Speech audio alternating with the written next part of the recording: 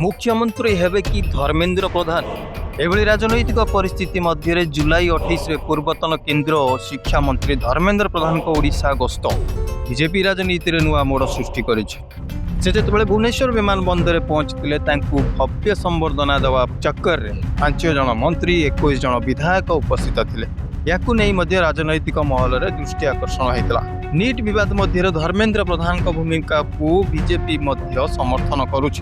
धर्मेंद्र प्रधान को घर बाउड़ा पर ओडिशा बीजेपी नेतृत्व को नहीं पुणी थे चर्चा भी जोर धरला। विशेषकर भविष्य में मुख्यमंत्री पदर संभाव्य दाबीदार भाव देखा से नहीं राजनैतिक महल में आलोचना भी चली। तेज प्रधानमंत्री नरेंद्र मोदी पक्षर मोहन चरण माझी प्रति दृढ़ समर्थन भी रही। तेणु धर्मेंद्र गस्त को तुरंत नेतृत्व परिवर्तन संकेत भाव देखा ठीक है ना।